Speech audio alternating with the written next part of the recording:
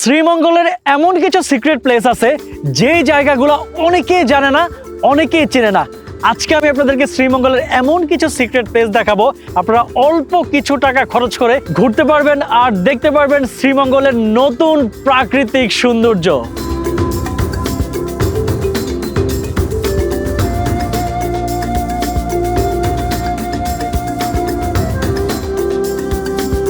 আরেকটা ইন্টারেস্টিং জিনিস আমি আমার লাইফে এই প্রথমবার করতে যাচ্ছি, সেটাও হচ্ছে শ্রীমঙ্গলে এই শীতের দিনে পাহাড়ের মাঝখানে তাঁবুতে থাকবো, আর হবে হচ্ছে বারবিকিউ, আর সাথে থাকবে হচ্ছে আপনার ফায়ার।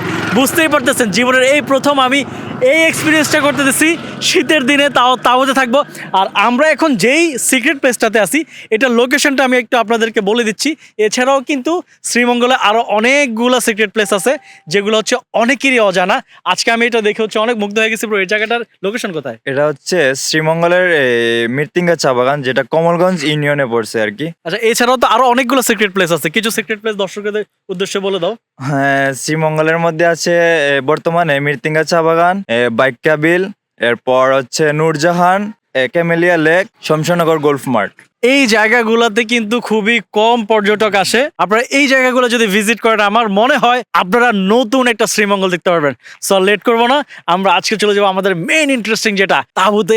এই কনকনা শীতের মধ্যে আমরা 24টা ঘন্টা থাকবো, চ্যালেঞ্জ নিলাম। Let's go.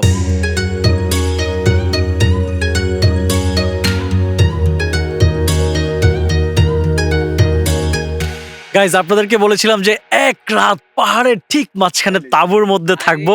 দেখেন, এই হচ্ছে সেই জায়গা। চারদিকে হচ্ছে আপনার জঙ্গল, বড় বড় গাছ আর পাহাড়, আর পাহাড়ের মাঝখানের যেই এই সুন্দর জায়গা দেখেন, চারপাশে কিন্তু সুন্দর লাইটিং করা। এই জায়গাটাতে আসলে যদি রাতে থাকা যায়, বুঝতে পারতেছেন মানে কি পরিমাণ একটা অ্যাডভেঞ্চার হবে আজকে এই শ্রীমঙ্গলের ট্রিপটা। তো আমরা হচ্ছে এখানে থাকবো, আর এখানে শুধু থাকতেছি না, আমরা বারবিকিউ করব, প্লাস হচ্ছে গান বাজনা যত রকম ফান আছে সব করতেছি। অলরেডি এদিকে সবাই রেডি চিল করার জন্য। তো আপনাদেরকে একটু প্লেসটা দেখাই, তারপর আমরা বারবিকিউ স্টার্ট করব।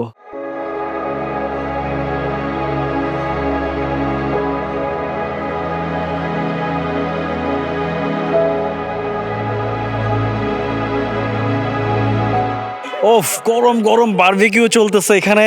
আসলে ঠান্ডার মধ্যে এই জায়গাটার মধ্যে একটা বারবিকিউ যদি হয়, সেটা একদম অন্যরকম স্পেশাল হয়ে যাবে ভাই। মানে এখানে যারা হচ্ছে আসবে উইদাউট আমরা মানে সবাই যে কেউ আসলে হচ্ছে তারা কি চাইলে বারবিকিউ যে কোনো কিছু করতে পারে? আমাদের এখানে টেন্টে ছাড়াও যদি কেউ নাও থাকে, রাত্রে এসে নাইট ধরেন ঘন্টা 2 ঘন্টার জন্য বারবিকিউ শুধু করবে বা গান বাজনা করবে, ক্যাম্প ফায়ার করবে, সেটাও করতে পারবে। আচ্ছা, বারবিকিউর জন্য পার হেড কত টাকা? আমাদের পার হেড আমরা বারবিকিউর জন্য আলাদা 250 টাকা করে দিচ্ছি। 2 পিস পরোটা থাকে, একটা চিকেন থাকে আর সস থাকে। ও নাইস। চাইলে এটা কি মানে চিকেন ছাড়া কি ফিশ বারবিকিউ?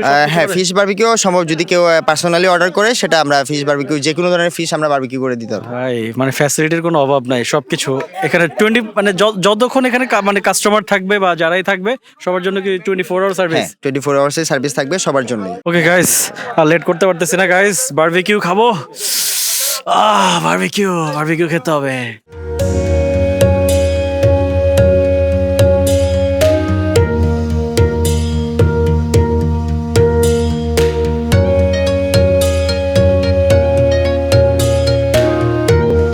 গাইস, আমরা তো চলে আসছি। সো আপনারা কিভাবে আসবেন আর কত টাকা খরচ হবে সেই জিনিসটা আপনাদেরকে জানা দিচ্ছি। ব্রো, কত টাকা খরচ হবে এখানে পার পারসন? আমাদের এখানে হচ্ছে পার পার্সন করে হিসাব, যেটা পার পার্সন 1000 টাকা, যেটার সাথে ইনক্লুডেড বারবিকিউ থাকবে, ব্রেকফাস্ট থাকবে, পরের দিন ব্রেকফাস্ট থাকবে। আমাদের এখানে হচ্ছে একটা তাঁবুতে 10 জন করে থাকা যায়, মানে একটা তাঁবুতে 10 জন জায়গা হয়। 2টা রুম আছে, মানে 2টা রুমে 5 জন করে থাকা যায় আর কি। আচ্ছা, বুক করার জন্য কি জাস্ট তোমাদেরকে ফোন দিলে? হ্যাঁ, আমাদেরকে ফোন দিলেই বুক হয়ে যাবে আর কি। ওকে, সো আপনারা যারা বুক করতে যাচ্ছেন, আমি স্ক্রিনে নাম্বার দেখা দিব, ফেসবুক পেজ দেখা দিব, আপনারা কন্ট্যাক্ট করে হচ্ছে আপনারা বুক করে ফেলবেন, আর এসে এখানে ফ্রেন্ড সার্কেল নিয়ে ইচ্ছা মতো মাস্তি করে যেতে পারবেন।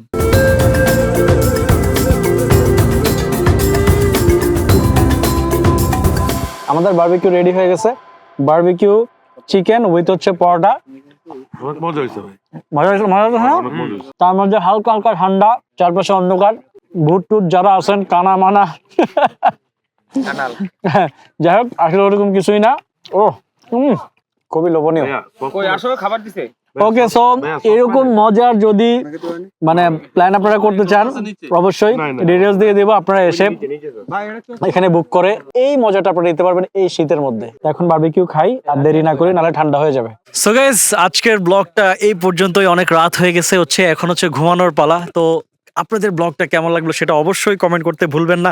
আর এইরকম একটা এক্সপিরিয়েন্স আমি আমার জীবনে প্রথম করলাম।